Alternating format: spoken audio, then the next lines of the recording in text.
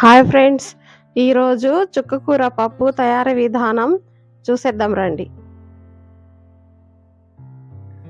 ముందుగా ఒక 2 టీ గ్లాసులతో కందిపప్పు తీసుకొని శుభ్రంగా కడిగి పక్కన పెట్టుకోవాలి.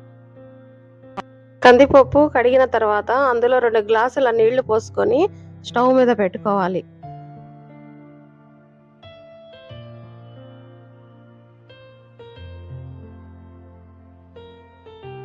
పప్పు ఉడికేటప్పుడు ఒకసారి పొంగు వచ్చిన తర్వాత ఒక 1/2 టేబుల్ స్పూన్ పసుపు, ఒక 4-5 పచ్చిమిర్చి వేసి దాంతోపాటే కొంచెం నూనె కూడా వేసుకోవాలి. నూనె వేసినప్పుడు తొందరగా ఉడుకుతుంది కందిపప్పు.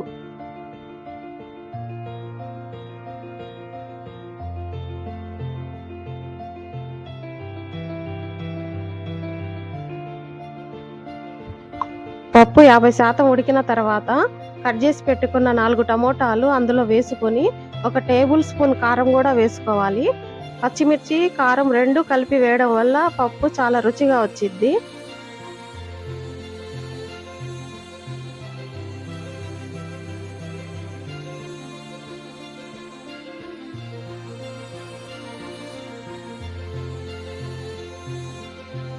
ఇప్పుడు చివరగా కట్ చేసి పెట్టుకున్న చుక్కకూర శుభ్రంగా కడిగి అందులో వేసుకోవాలి. ఇప్పుడు ఆ మిశ్రమాన్ని 10 నిమిషాల పాటు బాగా ఉడికించుకోవాలి.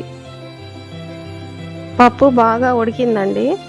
చుక్కకూర పప్పు మొత్తం కలిపి బాగా టమోటాలతో సహా మెత్తగా ఉడికిపోయాయి. కాకపోతే కొంచెం నీళ్లు ఉన్నాయి. ఆ నీళ్లు కొంచెం ఇంకిపోయే వరకు ఇంకొక 2 నిమిషాలు స్టవ్ మీద పెట్టేస్తే సరిపోతుంది. ఈ నీళ్లు ఇంకేంత వరకు ఇంకా మరిన్ని వీడియోలు ఇలాగే చూడాలనుకుంటే Madina food recipes and vlogs ఛానల్ని సబ్స్క్రైబ్ చేసుకోండి. అలాగే ఒక లైక్ కూడా చేయండి. నీళ్లు బాగా ఇంకిపోయాయి. ఇప్పుడు స్టవ్ ఆఫ్ చేసుకుందాం.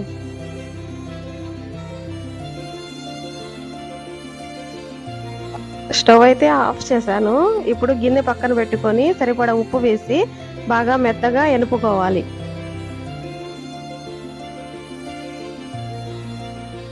ఈ విధంగా బాగా మెత్తగా ఎనుపుకొని పక్కన పెట్టుకోవాలి. పెట్టుకున్న తర్వాత తాలింపుకి రెడీ చేసుకోవాలండి. ఇప్పుడు స్టవ్ మీద మరొక గిన్నె పెట్టేసి ఒక 2 స్పూన్ల నూనె వేసుకోవాలి. నూనె వేడెక్కిన తర్వాత తాలింపు గింజలు, దాంతోపాటు ఒక 4-5 వెల్లుల్లిపాయలు బాగా దంచేసి ఈ విధంగా వేసుకోవాలి. మంచి సువాసన వచ్చింది దీనివల్ల. దీంతో పాటే ఒక ఎర్రగడ్డ కూడా తరిగి పెట్టుకున్నాను, అది కూడా అందులో వేసుకొని వేయించుకోవాలి దోరగా.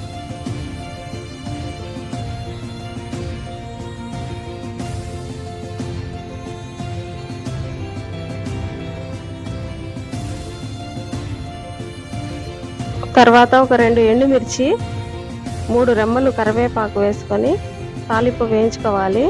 ఈ విధంగా దోరగా వేగిన తర్వాత ఎనిపి పెట్టుకున్న పప్పు అందులో వేసుకొని ఇంకా స్టవ్ ఆఫ్ చేసుకోవాలి. సింపుల్ అండి, రెడీ అయిపోయింది చుక్కకూర పప్పు. ఈ విధంగా చేసుకొని తినండి, చాలా రుచిగా ఉండిద్ది.